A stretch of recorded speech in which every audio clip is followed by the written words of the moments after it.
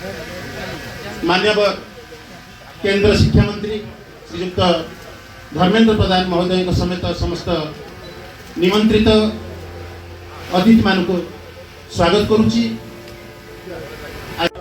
मु प्लास्टिक व्यवहार ह्रास पाई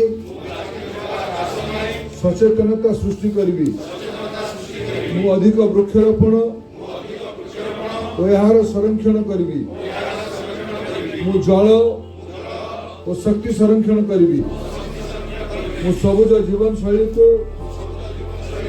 अपनेबी। भारत माता की।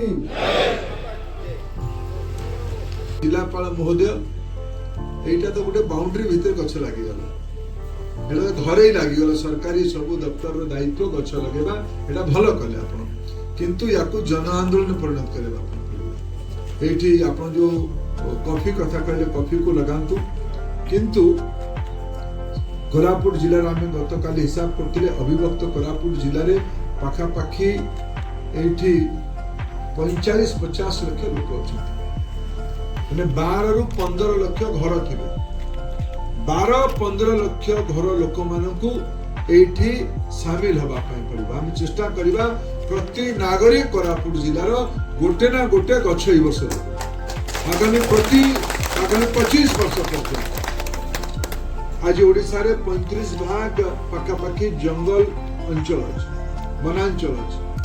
कोरापुट जिले में जाने डीएफओ महाशय कही पारे एपट अंचल फॉरेस्ट कवरेज केते 45% करे खाली अच्छे लोक संख्या तुलनात्मक कम अच्छे आहरी 5-7% बढ़ेले ये सब अंचल को आगामी 5-10 वर्ष भितर घंच जंगल तैयारी कले वर्षा अधिका हबो पानी अधिका रहिबो चाष अधिका हबो ऑर्गेनिक फार्मिंग अधिका हबो लोक मानकर अर्थनैतिक दक्षता बढ़िबो।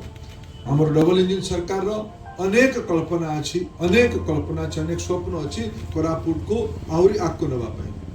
आज आम समस्त को आह्वान करूचे समस्त दायित्व नौ गछ लगाऊ। बहुत बहुत धन्यवाद आपण माने मते एठी एक अवसर देथिबारु मु पुणे आउथरे समस्त को कृतज्ञता ज्ञापन करूची। बहुत बहुत धन्यवाद। भारत माता की जय। भारत माता की जय। भारत माता की जय। जगन्नाथ जय जगन्नाथ जय जगन्नाथ। बहुत बहुत धन्यवाद।